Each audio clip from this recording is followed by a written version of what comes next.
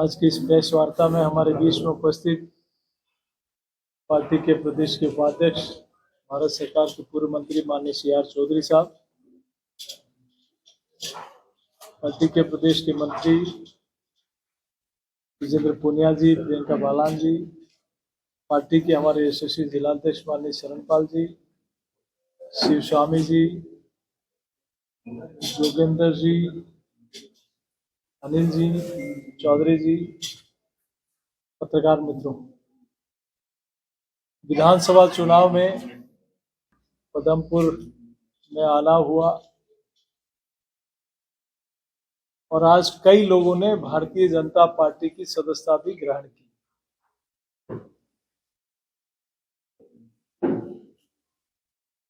दो 2023 के विधानसभा चुनाव में राजस्थान की जनता ने डबल इंजन की सरकार को मत और समर्थन दिया, मोदी जी की गारंटी पर विश्वास किया और भारतीय जनता पार्टी की सरकार को चुना। प्रदेश में माननीय भजनलाल जी प्रदेश के प्रधान सेवक के रूप में काम कर रहे हैं। काम करने का तरीका कि किस प्रकार से जनता के साथ किए हुए वादों के प्रति एक संकल्प के साथ काम करना, एक वो सरकार और पिछले कालखंड वाली वो सरकार जिसने जनता की आशाओं, विश्वास और उनकी भावनाओं के साथ खिलवाड़ करके जनमत लिया और 5 वर्ष तक भ्रष्टाचार और कुर्सी बचाने के खेल के अलावा कोई काम नहीं किया। आप देखिए कि 1 महीना भी नहीं हुआ और 1 महीने के अंदर जो संकल्प पत्र में कहा कि हम महिलाओं को 450 रुपए में गैस का सिलेंडर देंगे और वो माननीय मुख्यमंत्री जी ने 1 तारीख से उस योजना को लागू कर दिया। पेपर लीक एक बड़ा विषय, इसको लेकर SIT का गठन किया गया और तीव्र गति से इस पर एक्शन शुरू हो गया। अपराधी कोई भी हो, अपराधियों के पीछे कितना ही बड़ा हाथ हो, लेकिन राजस्थान के युवाओं के साथ उनको जस्टिस मिले, न्याय मिले, इसके लिए अपराधियों को सजा दिलाना। गैंगवार एक बड़ा मुद्दा राजस्थान में। इस प्रकार से राजस्थान की जनता में एक भय का वातावरण बन गया था। एंटी गैंगस्टर टास्क फोर्स बनाना और उसके लिए आपने देखा होगा पहली बार बुलडोजर से अपराधियों के मकान भी टूटना शुरू हुए और एक बड़ी कार्रवाई के तहत अपराधियों पर नियंत्रण करने के लिए सरकार ने कार्रवाई शुरू की। दिनेश MN बड़े अधिकारी के रूप में इस विषय में इस काम को देख रहे हैं।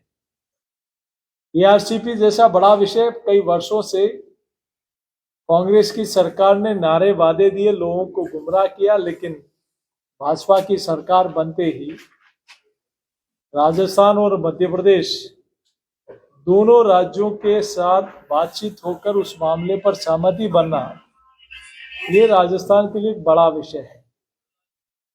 करणपुर विधानसभा में सुरेंद्र पाल सिंह जी TT एक सहज और सरल जनप्रतिनिधि के रूप में उनकी छवि है। पूर्व में भी मंत्री रहते हुए उन्होंने कई विकास के आयाम स्थापित किए और वर्तमान में भी उनके प्रति विश्वास, भारतीय जनता पार्टी के प्रति विश्वास व्यक्त करते हुए अनेक लोगों ने भारतीय जनता पार्टी की सदस्यता ग्रहण की।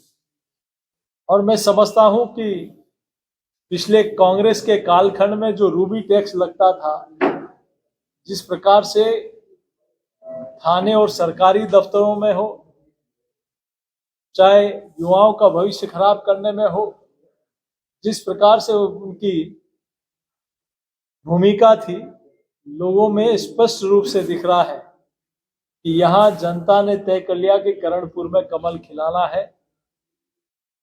और ये जनता में विश्वास है कि कांग्रेस ने नारे वादे दिए, लेकिन भाजपा की सरकार आएगी तो फिरोजपुर फीडर हो, चाहे गंगनहर का विषय हो, चाहे सुव्यवस्थित रूप से जल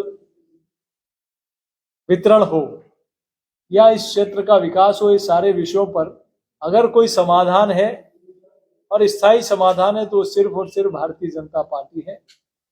तो आज दिन भर से इस पूरे क्षेत्र में जाने का अवसर मिला तो करणपुर की जनता ने पूरा जिस प्रकार से स्नेह समर्थन और आशीर्वाद भारतीय जनता पार्टी और उनके प्रत्याशी सुरेंद्र पाल सिंह टीटी जी को मिल रहा है, निश्चित रूप से तय है कि यहाँ कमल खिलने वाला है।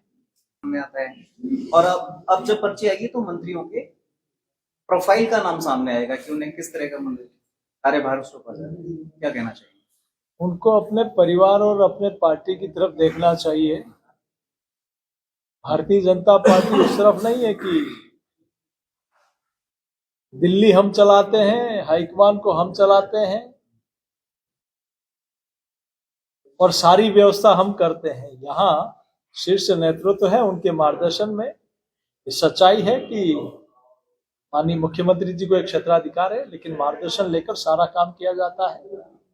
उनकी पार्टी में नहीं होगा इस प्रकार का, लेकिन यहाँ पार्टी के प्रदेश इकाई से लेकर और शीर्ष नेतृत्व तक से चर्चा करके सारा काम होता है।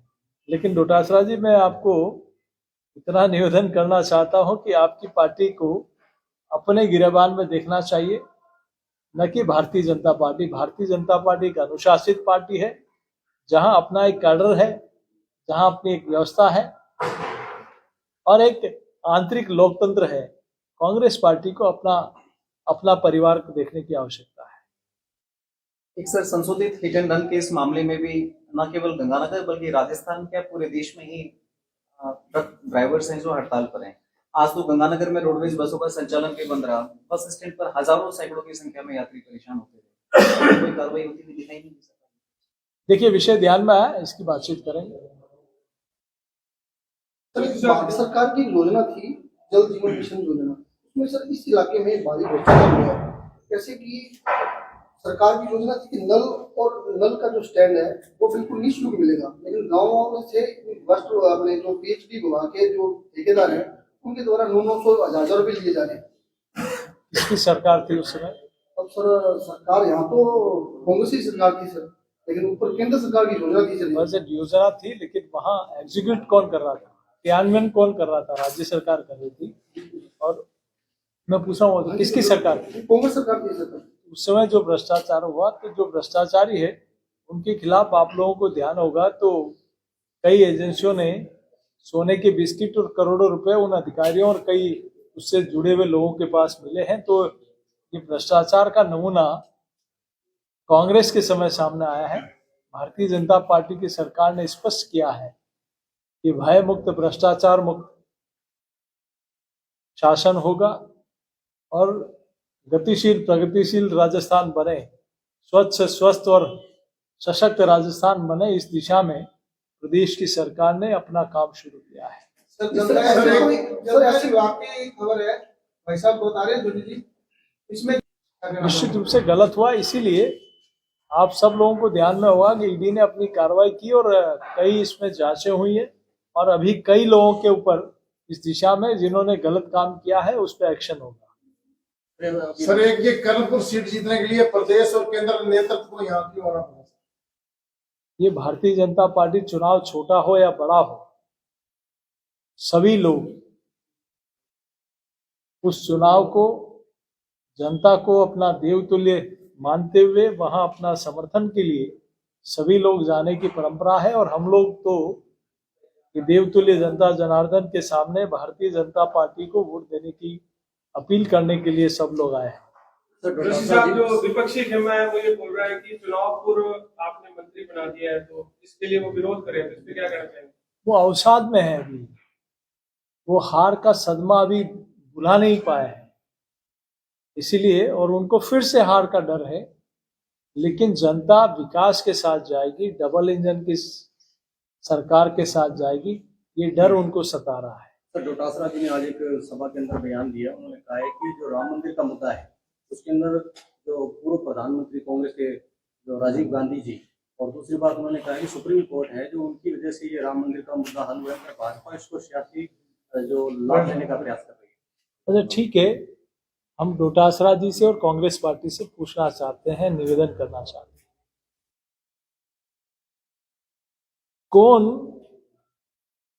सुप्रीम कोर्ट में यूपीए कांग्रेस की सरकार में गया था कि राम कभी पैदा नहीं हुए, राम काल्पनिक है? इसका जवाब डोटासरा जी को, प्रदेश की जनता को देना चाहिए।